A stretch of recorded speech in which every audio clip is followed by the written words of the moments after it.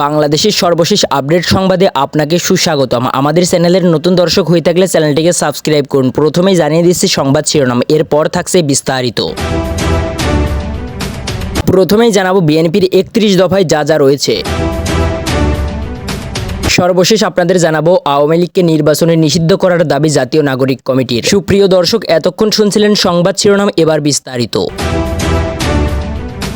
বিএনপির 31 দফায় যা যা রয়েছে। গত 5 আগস্ট ছাত্র জনতা গণ অভ্যুত্থানের মুখে শেখ হাসিনা দেশ ছাড়ার পরে অন্তর্বর্তী সরকার বাংলাদেশ সংস্কারের কাজ করছে। ইতোমধ্যে সংস্কারের উদ্দেশ্যে 10টি কমিশন গঠন করেছে অন্তর্বর্তী সরকার। ডিসেম্বরে এই কমিশনগুলোর চূড়ান্ত সুপারিশ প্রতিবেদনে জমা দেওয়ার কথা। তবে এরই মধ্যে বাংলাদেশ জাতীয়তাবাদী দল বিএনপির 31 দফার রূপরেখা নিয়ে আলোচনা চলছে। দলটির বিভিন্ন স্তরের নেতাকর্মীরা প্রায়ই আলোচনায় এই 31 দফার কথা বলেন। দলটির পক্ষ থেকে বলা হয়, সংবিধান ও রাষ্ট্র ব্যবস্থার সংস্কার এবং অর্থনৈতিক মুক্তির লক্ষ্যে 31 দফা রূপরেখার ঘোষণা দিয়েছে তারা। গত বছর 13 জুলাই দুপুরে গুলশানে এক সংবাদ সম্মেলনে বিএনপির মহাসচিব মির্জা ফখরুল ইসলাম আলমগীর এ ঘোষণা দেন। বিএনপির ঘোষিত 31 দফা হলো: 1. প্রতিহিংসা ও প্রতিশোধের রাজনীতির বিপরীতে সহমত ও পথের সমন্বয়ে বাংলাদেশ জাতীয়তাবাদের ভিত্তিতে একটি অন্তর্ভুক্তিমূলক, বৈষম্যহীন, সম্প্রীতিমূলক ও রেইনবো নেশন প্রতিষ্ঠা করা হবে। এই জন্য অব্যাহত আলোচনা, মত বিনিময় ও পারস্পরিক বোঝাপড়ার ভিত্তিতে ভবিষ্যৎমুখী এক নতুন ধারার সামাজিক চুক্তিতে পৌঁছাতে হবে। এজন্য একটি নতুন কমিটি গঠন করা হবে। 2. বাংলাদেশে গণতন্ত্র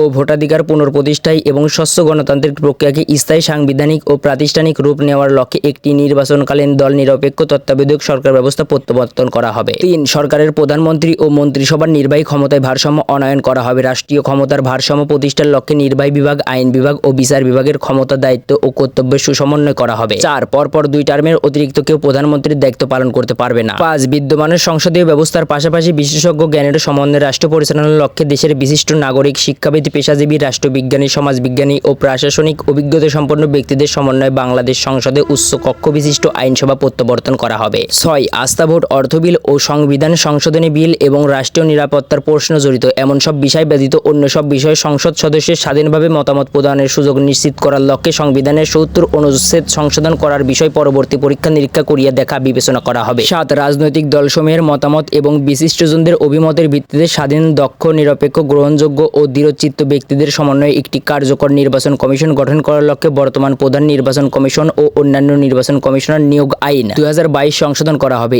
EVM 9 সকল কেন্দ্রে পেপার ব্যালটের মাধ্যমে ভোট প্রদান নিশ্চিত করতে হবে। রাজনৈতিক দল নিবন্ধন আইন সংস্কার করতে হবে। স্থানীয় সরকার নির্বাচনে দলীয় প্রতীক ব্যবহার বাতিল করা হবে। 8. সংকীর্ণ রাজনৈতিক দলীয়করণের ঊর্ধ্বে উঠিয়ে সকল রাষ্ট্রীয়, সাংবিধানিক এবং সংবিধিবদ্ধ প্রতিষ্ঠানের স্বচ্ছতা, জবাবদিহিতা এবং বিশ্বাসযোগ্যতা পুনঃপ্রতিষ্ঠা করিবার লক্ষ্যে এই সকল প্রতিষ্ঠানই আইন সংস্কারের মাধ্যমে পুনর্গঠন করা হবে। শুনানির মাধ্যমে সংসদীয় কমিটির ভোটিং সাপেক্ষে এই সকল প্রতিষ্ঠানের সাংবিধানিক ও গুরুত্বপূর্ণ পদসমূহে নিয়োগ প্রদান করা হবে। 9. বাংলাদেশের সংবিধান ও মাজদার হোসেন মামলার রায়ের আলোকে বিচার বিভাগের কার্যকর স্বাধীনতা নিশ্চিত করতে হবে। বর্তমানে বিচার ব্যবস্থার সংস্কারের জন্য একটি জুডিশিয়াল কমিশন গঠন করা হবে। অধস্তন আদালতসমূহের নিয়ন্ত্রণ ও শৃঙ্খলা বিধানের কর্তৃত্ব সুপ্রিম কোর্টের নিকট ন্যস্ত করা হবে। বিচার বিভাগের জন্য সুপ্রিম কোর্টের নিয়ন্ত্রণাধীন একটি পৃথক সচিবালয় থাকবে। সুপ্রিম কোর্টের বিচারপতিদের অভিশংসন প্রশ্নে সংবিধানে বর্ণিত ইতপূর্বেকার সুপ্রিম জুডিশিয়াল কাউন্সিল ব্যবস্থা পুনর্বর্তন করতে হবে। এই জন্য সংবিধানে প্রয়োজনীয় সংশোধনী আনয়ন করা হবে। দলীয় বিবেচনার ঊর্ধ্বে উঠিয়া কেবল জ্ঞান, প্রজ্ঞা, নীতিবোধ, বিচারবোধ ও সুনামের কঠোর মানদণ্ডে যাচাই করিয়া বিচারক নিয়োগ করা হবে। সুপ্রিম কোর্টের বিচারপতি নিয়োগের লক্ষ্যে সংবিধানের 95 গ অনুযায়ী সুনির্দিষ্ট যোগ্যতা ও মানদণ্ড সংবলিত বিচারপতি নিয়োগ আইন প্রণয়ন করা হবে। 10. দেশপ্রেমে উদ্বুদ্ধ পরিষেবা, জনপ্রশাসন ও পুলিশ প্রশাসন গড়িয়া তোলার লক্ষ্য যোগ্য, অভিজ্ঞ ও প্রজ্ঞ ব্যক্তিদের সমন্বয়ে একটি প্রশাসনিক সংস্কার কমিশন গঠন করে প্রশাসন সংস্কার ও পুনর্গঠন করা হবে। 11. গণমাধ্যমের পুনঃস্বাধীনতা নিশ্চিত বিধান ও সার্বিক সংস্কারের লক্ষ্যে সুপ্রিম কোর্টের সাবেক বিচারপতি, মিডিয়া সংশ্লিষ্ট পেশাজীবী এবং বিজ্ঞ, অভিজ্ঞ ও গ্রহণযোগ্য মিডিয়াদের ব্যক্তিদের সমন্বয়ের লক্ষ্যে একটি মিডিয়া কমিশন গঠন করা হবে। সৎ ও স্বাধীন সাংবাদিকতার পরিবেশ পুনরুদ্ধার করিবার লক্ষ্যে প্রয়োজনীয় পদক্ষেপ গ্রহণ করা হবে। 12. দুর্নীতির ক্ষেত্রে কোনো আপোষ করা হবে না। গত 1.5 দশকব্যাপী সংগঠিত অর্থ পাচার ও দুর্নীতির অনুসন্ধান করে একটি শ্বেতপত্র প্রকাশ করা এবং শ্বেতপত্রের নিশ্চিত দায়ী ব্যক্তিদের বিরুদ্ধে আইনগত ব্যবস্থা গ্রহণ করা হবে। 13. সর্বস্তরে আইনের শাসন প্রতিষ্ঠা করতে হবে। মানবিক মূল্যবোধ ও মানুষের মর্যাদা পুনঃপ্রতিষ্ঠা এবং গুম, খুন, বহির্ভূত হত্যাকাণ্ড এবং অমানবিক, নিষ্ঠুর শারীরিক ও মানসিক নির্যাতনের অবসান ঘটানো হবে। 14. অর্থনৈতিক ন্যায় বিচার নিশ্চিত করিবার লক্ষ্যে বিশেষজ্ঞ অর্থনীতিবিদ ও গবেষক, অভিজ্ঞ ব্যাংকার, কর্পোরেট নেতা, প্রশাসনিক অভিজ্ঞতা সম্পন্ন ব্যক্তির সমন্বয়ে একটি অর্থনৈতিক সংস্কার কমিশন গঠন করা হবে। 15. ধর্ম যার যার রাষ্ট্রসভার এই মূলনীতির ভিত্তিতে প্রত্যেক ধর্মাবলীর নিজ নিজ ধর্ম পালনের পূর্ণ অধিকার ভোগ করিবেন। দলমত ও জাতি জাতি ধর্ম বর্ণ নির্বিশেষে পাহাড়ি ও সমতলের ক্ষুদ্র বৃহৎ সকল জাতি গোষ্ঠীর সংবিধান প্রদত্ত সামাজিক রাজনৈতিক অর্থনৈতিক সাংস্কৃতিক ও ধর্মকর্মের অধিকার নাগরিক অধিকার এবং জীবন সম্ভ্রম ও সম্পদের পূর্ণ নিরাপত্তা বিধান করা হবে। 16 মুদ্রাস্ফীতির আলোকে শ্রমিকদের ন্যায্য মজুরি নিশ্চিত করা হইবে।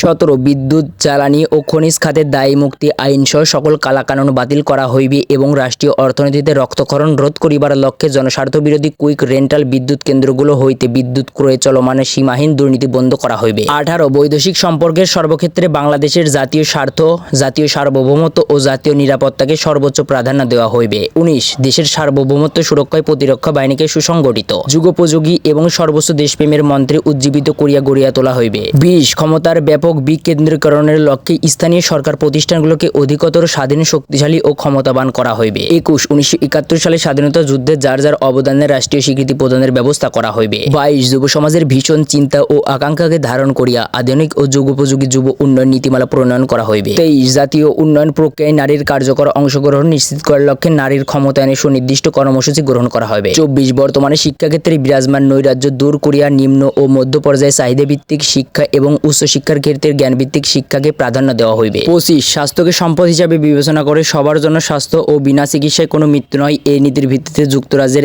NHS এর আদলে সর্বজনীন। 26 স্বাস্থ্যসেবা প্রবর্তন করে সবার জন্য স্বাস্থ্য কার্ড চালু করা হইবে। 27 কৃষিপণ্যের ন্যায্য মূল্য নিশ্চিত করা হইবে। 28 দেশের যোগাযোগ অবকাঠামো উন্নয়ন সড়ক রেল ও নৌপথের প্রয়োজনীয় সংস্কার করে সারা দেশে সমন্বিত বহুমাত্রিক যোগাযোগ ব্যবস্থা গড়ে তোলা হইবে। 29 জলবায়ু পরিবর্তনজনিত সংকট ও ক্ষতি মোকাবেলায় টেকসই ও কার্যকর কর্মকৌশল গ্রহণ করা হইবে। 30 তথ্য ও যোগাযোগ প্রযুক্তি খাতকে বিশ্বমানে উন্নত করার লক্ষ্যে প্রয়োজনীয় পদক্ষেপ গ্রহণ করা এবং সর্বক্ষেত্রে এর প্রয়োগকে প্রাধান্য দেওয়া হইবে। 31 এক জাতীয় মহাপরিকল্পনা প্রণয়নের মাধ্যমে শহর ও গ্রামে কৃষিজমি নষ্ট না করে এবং নগরে জনসংখ্যার ক্রমবর্ধমান চাপ হ্রাস করে পরিকল্পিত আবাসন ও নগরায়নের নীতিমালা গ্রহণ ও বাস্তবায়ন করা হইবে।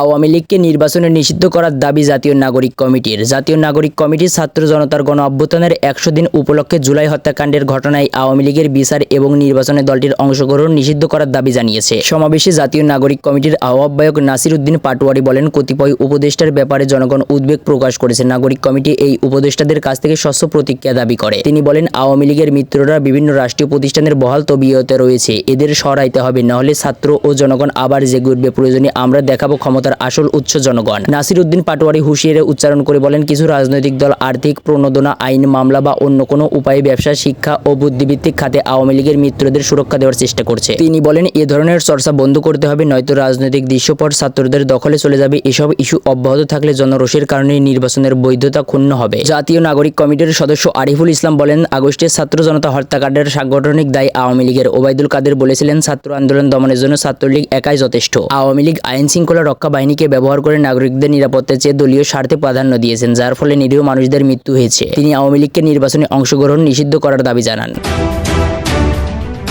প্রিয় দর্শক, এই ছিল এখনকার বাংলা আপডেট সংবাদ। পরবর্তী আপডেট সংবাদ পেতে চ্যানেলটিকে সাবস্ক্রাইব করে বেল আইকনটিকে বাজিয়ে দিন। আপনার মূল্যবান মন্তব্য কমেন্ট বক্সে জানান আর ভিডিওটি শেয়ার করে অন্যকে দেখার সুযোগ করে দিন।